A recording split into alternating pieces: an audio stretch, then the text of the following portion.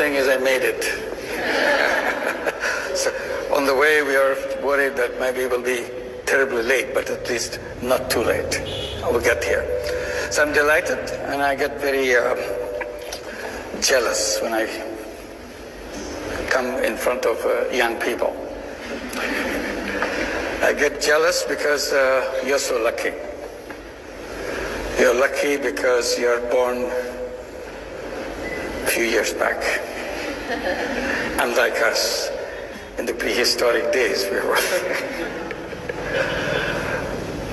I think the reason that I'm jealous, I see how powerful you are, the young people at this time. And I tell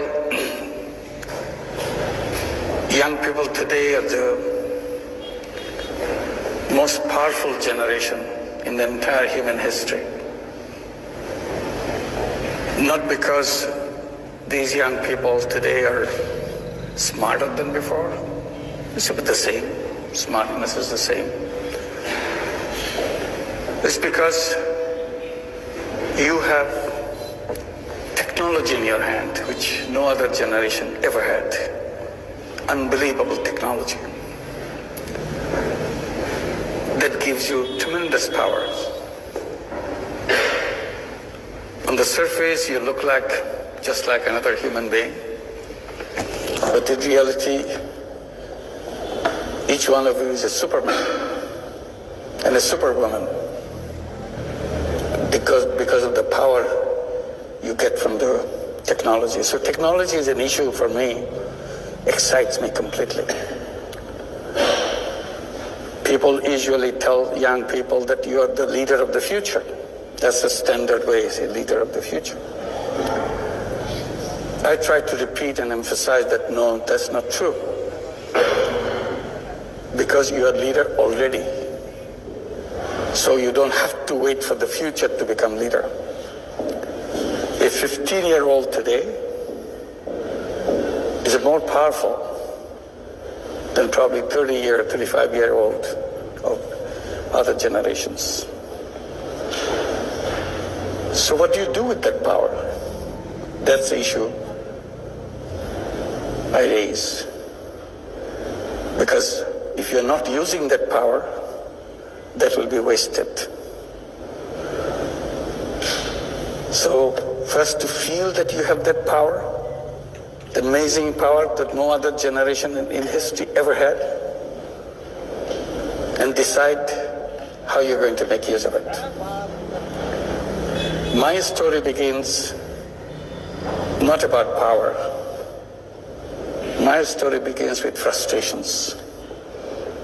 I was born in a country where in each direction you see it's a lot of frustrations, a lot of disappointments, a lot of things you wish didn't happen the way it happens. And out of this frustration, you feel you're a totally useless person. You cannot do anything. You have nothing that you can make a change, make a difference. The country went through famine. When I was teaching economics in the university right next door, people were suffering of hunger. 1974. So I felt all the theory that I teach is useless stuff. Has nothing to do with people's life. And I felt totally useless as a human being. I cannot be of some use to somebody. So that's what I was trying to do. Getting into the village next door to the university campus to see if I have any use for anybody else. And then I did tiny little things to find my worth. That yes, I have some meaning in my life. And I did things which I knew nothing about. When you're desperate, out of desperation you do things which you never thought about. So I'm sure you have been told how to plan things, how to set things, everything very clearly. But that's not what I did. I jumped at things without knowing anything about it, because I just couldn't wait. And you heard about microcredit, which goes with me. People remember how it started with me. It was not a pre-planned thing. Simply, the situation is so bad, you had to do something. And that situation is about loan sharking in the village, which is just next to the university campus. And it's so ugly, you feel so terrible that human being can be so heartless, so cruel to each other, giving tiny loans and take control of the full life of those people, turning to slaves because somebody gave you some loan, so he has the right to turn you into slaves.